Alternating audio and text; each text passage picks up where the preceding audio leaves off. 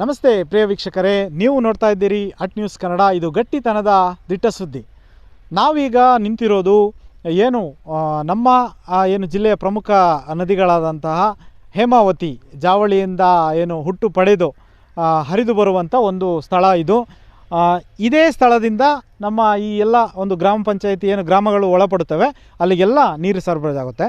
ನಾವು ಈಗ ನಿಂತಿರುವುದು ಪಲ್ಗುಣಿ ಗ್ರಾಮ ಪಂಚಾಯಿತಿ ವ್ಯಾಪ್ತಿಯ ಒಳಗೆ. ಇಲ್ಲಿಂದ ಮೇಲೆ ಒಂದು ಸೇತುವೆ ಕಾಣಿಸುತ್ತೆ, ಅದು ಬೆಟಗೆರೆ ಗ್ರಾಮ ಪಂಚಾಯಿತಿಗೆ ಸಂಪರ್ಕ ಕೊಡುವಂಥದ್ದು, ಮತ್ತು ಇದು ಮುಖ್ಯ ರಸ್ತೆ. ಇಲ್ಲಿಂದ ಈ ಕಡೆ ಬರುವಂಥದ್ದು ಇದು ಹೇಮಾವತಿ ನದಿ. ನಾನು ಅಧಿಕಾರಿಗಳಲ್ಲಿ ಒಂದು ಪ್ರಶ್ನೆಗಳನ್ನು ಕೇಳಲಿಕ್ಕೆ ಇಷ್ಟಪಡ್ತೀನಿ. ಕೆಲವು ಅಧಿಕಾರಿಗಳು ನೀವು ನಗರವಾಸಿಗಳಾಗಿರ್ಬೋದು, ಇನ್ನು ಕೆಲವು ಅಧಿಕಾರಿಗಳು ಇಲ್ಲಿ ಸ್ವಲ್ಪ ಉನ್ನತ ಮಟ್ಟದಲ್ಲಿ ಜೀವನ ಮಾಡ್ತಿರ್ಬೋದು. ನೀವೇನಾದರೂ ಈ ನೀರನ್ನು ಡೈರೆಕ್ಟಾಗಿ ತೋಡಿ ಕುಡಿಯೋಕ್ಕೆ ಕೊಟ್ಟರೆ ನೀವು ಕುಡಿತೀರಾ?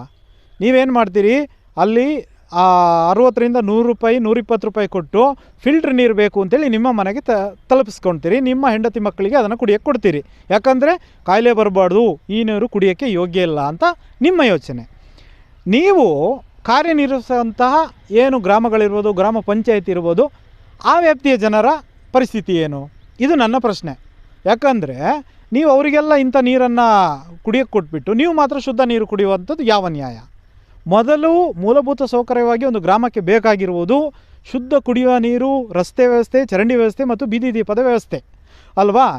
ಇಲ್ಲಿ ಓದುವಂಥ ಶಾಲಾ ಮಕ್ಕಳಿಗೂ ಇದೇ ನೀರು, ಗ್ರಾಮಸ್ಥರಿಗೂ ಇದೇ ನೀರು. ಡೈರೆಕ್ಟಾಗಿ ಈ ನೀರಿನಲ್ಲಿ ಬರುವಂಥ ಕಸಗಳಾಗಿರ್ಬೋದು, ವೇಸ್ಟೇಜ್ಗಳಾಗಿರ್ಬೋದು, ಎಷ್ಟು ಕಲುಷಿತವಾಗಿರೋ ನಿಮಗೆ ಗೊತ್ತಾ?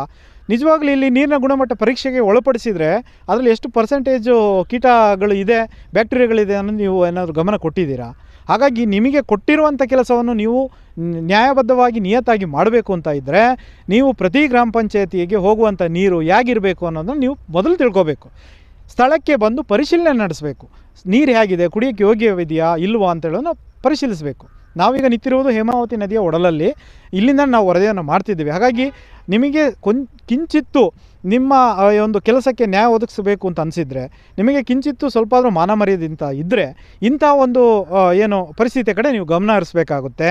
ಇಲ್ಲ ಅಂದರೆ ನೀವು ಈ ಒಂದು ವ್ಯವಸ್ಥೆಯಲ್ಲಿ, ನಮ್ಮ ದೇಶದ ವ್ಯವಸ್ಥೆಯಲ್ಲಿ ನೀವು ಇದ್ದು ಸತ್ತಂತೆ. ನಿಜವಾಗ್ಲೂ ಹೇಳ್ತೀನಿ, ತುಂಬ ಬೇಜಾರಾಗುತ್ತೆ. ಈಗಾಗಲೇ ನಾವೊಂದು ವರದಿ ಮಾಡ್ಕೊಂಡು ಬಂದಿದ್ದೀವಿ. ಅವರು ನೀರಿನ ಪರಿಸ್ಥಿತಿ ಹೇಗಿದೆ ಅಂತ ತಿಳಿಸ್ಕೊಟ್ಟಿದ್ದಾರೆ. ಹಾಗಾಗಿ ನೀವು ಅಧಿಕಾರದಲ್ಲಿ ಇದ್ಕೊಂಡು ಅಧಿಕಾರಿಗಳಾಗಿ ಕಾರ್ಯನಿರ್ವಹಿಸ್ಕೊಂಡು ನೀವು ಮಾತ್ರ ಶುದ್ಧ ನೀರನ್ನು ಕುಡಿದು ನಿಮ್ಮನ್ನು ಈ ಸ್ಥಾನಕ್ಕೆ ತಂದು ಕೂರಿಸುವಂಥ ಜನಗಳಿಗೆ ಇಂಥ ನೀರನ್ನು ಕುಡಿಬೇಕಾದ್ರೆ ಇದು ನಿಜವಾಗ್ಲೂ ನಾಚಿಕೆಗೇಡಿನ ವಿಷಯ ಅಂತ ನಾನು ಹೇಳಕ್ಕೆ ಬಯಸ್ತಾ ಇದ್ದೇನೆ. ನಮಸ್ತೆ.